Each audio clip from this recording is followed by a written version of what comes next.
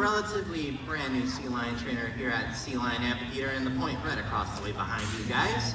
And we're going to be talking a little bit about training today. This is an inside look, and in inside looks, we typically talk about lots of training that we do here at the amphitheater. Now, let me ask everybody here, has anybody ever trained a dog? Raise your hand. Go ahead, raise your hand. Perfect. I see a couple hands. Yeah, okay. So you kind of get a couple of the basics down, right? It's a lot of positive reinforcement. So basically, you ask your dog to do something. If they do something, you go ahead and feed them, right? So that's what you guys are going to be seeing quite a bit of here, actually. And we're going to delve into something called husbandry behavior. This is one of our favorite types of behavior to train. Because now imagine this. Imagine one day you sprain your shoulder, or maybe, I don't know, you sprain your ankle, right? You roll yourselves on into the ER, right? And then you put yourself on the gurney, you go ahead and put in your own IVs, you take your own blood pressure. How much easier is it going to be for the doctors and the nurses to do their job if you already did half their job for them, right?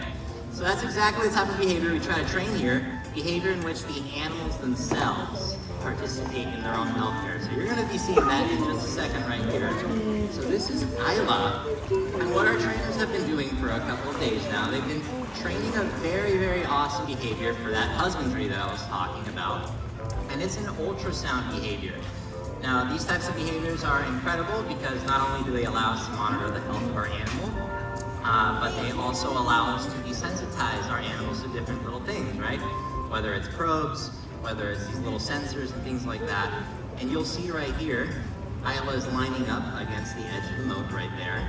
And very calmly, the trainers are going to step down next to her. They're going to start grabbing her flippers. They're going to start rubbing the side of her sides and things like that. And that helps to desensitize, right, Isla to this ultrasound. And it's just like you or I would walk into any doctor's office, right? If you need an ultrasound in the future, if she ever needed an ultrasound, it would be very, very welcome, right, for us to have that behavior trained in order for her to be able to continue throughout with that ultrasound, exactly just like that.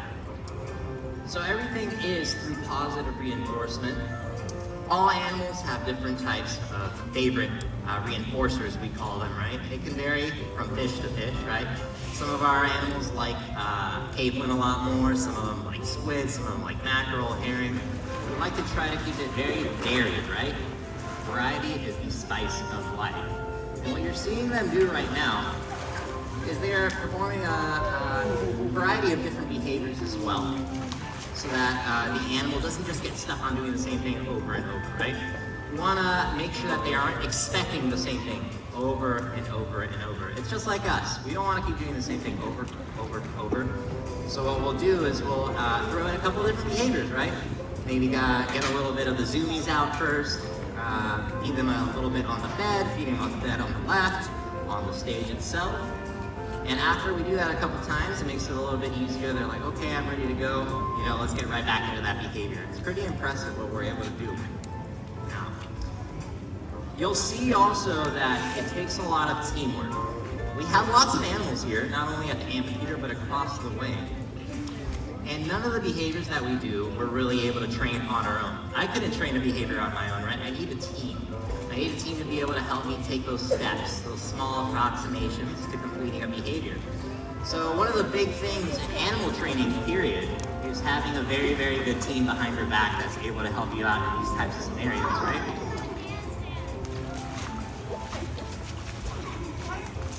She is for sure one of our zippiest, one of our fastest critters that we have here at the amphitheater. And I guess she's waving you all goodbye. Everyone say goodbye to Isla. Very nice. So as I was saying, teamwork makes the dream work. That's the biggest thing when it comes to this place. Like I was saying, I can't go over there to the Sea Lion Point, right? You guys have probably seen the point behind you guys where we have all the critters just chilling out and you guys can feed silver sides. I can't feed them all on my own. I can't train them all on my own. It's very, very important. It's one of the biggest parts of training. So as long as you're able to get along with your team, get along with people, communicate really well, that's one of the ways that we're actually able to train. Because just think about it, these guys, they don't speak English, right? We do. And if we can't even communicate with our own team, how is it that we're going to be able to communicate appropriately with our animals? So it's super, super important. Now, I was saying also variety. Variety is the spice of life, especially when it comes to training. we never want them to expect the same thing over and over. Just like you or I. We all have different foods that we like, right? But imagine this, imagine every single day you had to eat pizza for breakfast, lunch, and dinner. You'd probably get sick and tired of pizza eventually, right? So we offer variety here. That's exactly what we do. These guys, they get different types of fish. They get mackerel, they get capelin, they get herring, they get squid, they get sardines, right? And now we're gonna be moving on with Binks. Now Binks here, Ariel has been working with him on his backflip. So this is a different type of behavior, not so much so husbandry, but it is very important to teach behaviors like this because it's a form of exercise, right? It's very, very important to allow our animals to be able to express all that energy, be able to move around. It's super, super important. So you'll see what Ariel has here. It's actually a target pole, right? And so the easiest way I can explain a target is essentially it's a point, either on that buoy right there, as you can see on the pole, at which the animal touches a part of their body to that target, right? So as you'll see in a second, right now, Ariel is going to use that target to direct Binks to do exactly what she wants him to do. And through small little steps, small little approximations over time, you can use a target to shape something like a backflip, right? A more impressive behavior per se. Yeah. One of the easiest ways I like to explain it, right? Imagine you have a dog sitting in front of you, right? You put a treat in your hand, and then your dog is looking at you with your treat in your hand, right? You simply say target, the dog's gonna come to your hand, gonna touch their nose to your hand, you open your hand, and you give them the treat. As you can see, Ariel right there is directing Binks.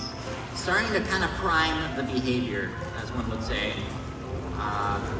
And so you see that Binks will follow that target, and over time, over different approximations, he will eventually be able to complete that behavior.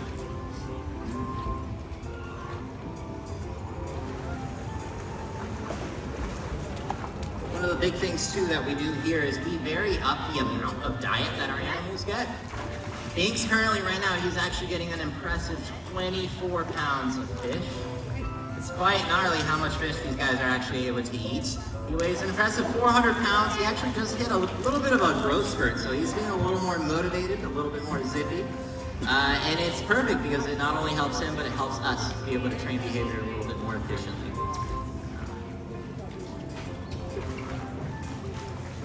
One of the things that sometimes we'll also see an animal do, they kind of anytime say no, right? It's not like they have to do it over and over again. At any point in time, an animal can, and sometimes will say no, and that's perfectly fine. There's nothing wrong with that. We will never punish that, of course. Like, we will expect calm behavior from them, and they're perfectly fine, so we'll go ahead and reinforce that. It's super important to reinforce the behavior that they aren't doing as well sometimes. You know, you and I, we all work pretty hard, right, at work and such. And sometimes we want to be reinforced for all the different types of work that we do. So even if an animal says no, stays in the water, or maybe goes to bed, right, they offer calm behavior. Okay, you're still staying with me. You still have good eye contact with me. We're still part of the session. Awesome. Here you go. Here's some fish. You know, you're doing great. That's totally fine. We always reinforce differential behavior, essentially, right? So, like I was saying, if Binks, for example, didn't want to come over here and touch that target up there, it's totally fine. He'll just come into the boat. We'll LRS, at least reinforcing scenario. We'll look at our animal. He's still pretty good. Perfect. Here's some fish. You're staying with us. So the next thing we're gonna do is a little bit of husbandry with Willow here. Willow is one of our Asian small-clawed otters, and what we've been trying to do with her as well is just tactile. Super important. Especially in the husbandry sense, because those behaviors in which they participate in their own healthcare, allowing us to be able to touch an animal right on the side, be able to probe around, that eventually helps us get ultrasounds, voluntary injections, things like that. It's all super, super important, and it's obviously very important for the animal themselves. It's very stimulating, right? Some animals, they're very, very tactile. I like to say that all animals have different personalities, just like you or I. And Willow is definitely one of those animals that over time, she's allowed us to do a little bit more tactile stuff, right? As Becca is showing here, she actually has a little tiny stick. I don't know if you can see it in her left hand. And that is a target stick. No different than essentially this guy right here, this giant pole. that has a target on the very end, we use that little target stick for our otters, and it helps them to be able to approximate with behavior, right? It's just a little bit different, a little bit smaller, right?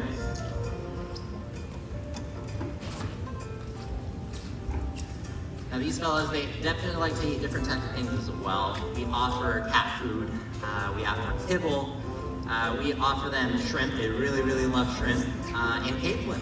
So some of the same stuff that our sea lions eat as well. But Willow has definitely been doing a great job. Over time, we've been able to build quite good relationships with our animals. Becca has been working with Willow for quite a while now. And it's definitely one of the key ways in which we can just bond with our animals, just spending time with them, right? It doesn't even necessarily have to be through feeds, but we like to say that anytime an animal sees you, you're technically training, right? They're picking up on your mannerisms, they pick up on the way that you walk perhaps, they pick up even sometimes on your mood. It's pretty impressive.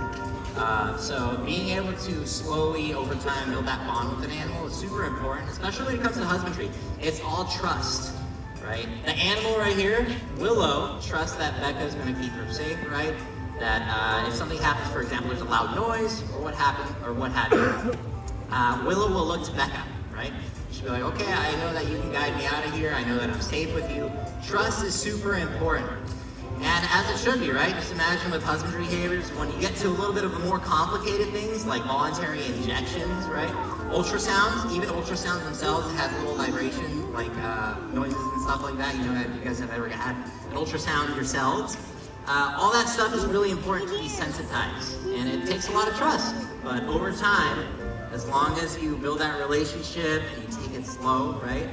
Eventually you're able to do some pretty impressive things, like what Becca's doing with Willow here. Lots of tactile, being able to sometimes even move an animal onto their side, right? Just literally roll them over, being able to see every single part of it. Super important, 360-degree views, but lots of positive reinforcement at the end of the day.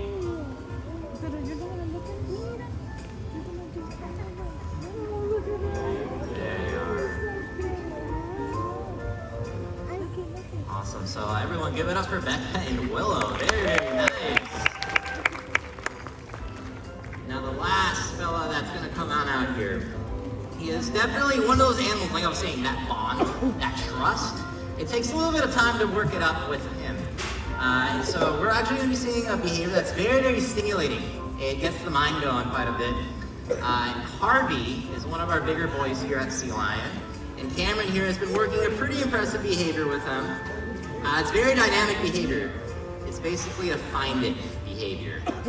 So as you can see, Cameron has two very similar objects. And what Cameron is asking Harvey is, look at this object that I have in my hands, right?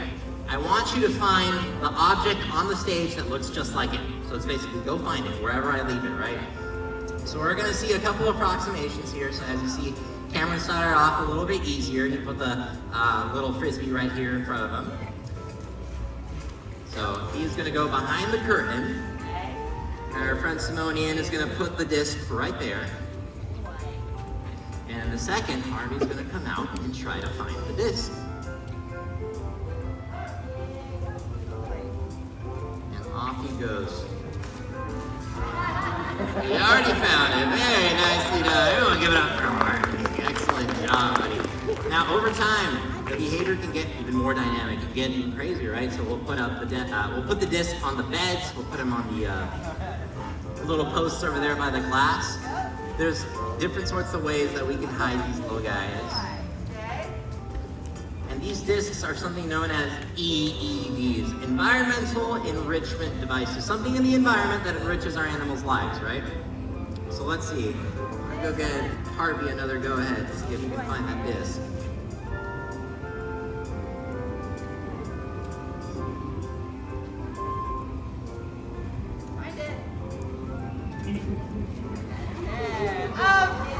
Very nicely done, Harv.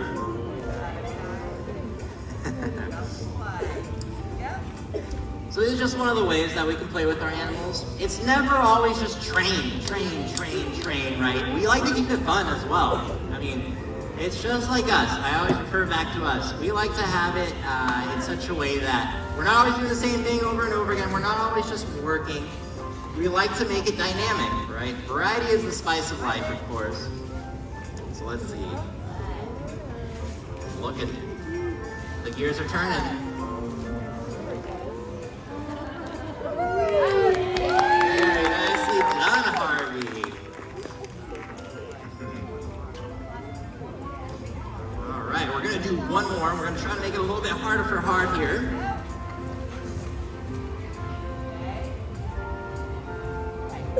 Different steps.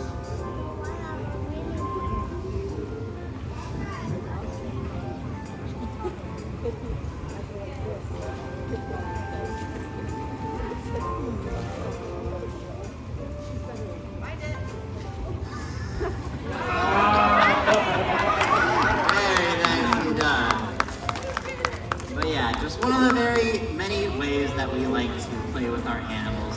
Some of our animals are a lot more tactile, just like Harvey here. He likes getting, scruffed and pets and kind of pushed into the boat sometimes as he's coming in, These are very much so one of those tactile animals. Cameron has a fantastic relationship with them. As you can see, him getting all those little lovin's and huggins.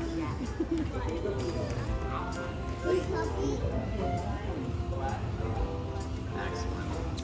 But as you can see, all different ways of training things, right? Sometimes it's tactile. Sometimes it's through target training. Sometimes it's through desensitization, all that different type of stuff.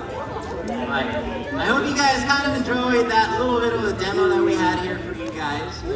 It's always fun to be able to talk a little bit about training here at the Inside Look. If you guys have any other questions, I'll come around here in the front and I'll be able to ask a couple questions if you guys do that. Otherwise, thank you guys so much for coming on down here. I think you guys can also receive a stamp down there, I'm pretty sure.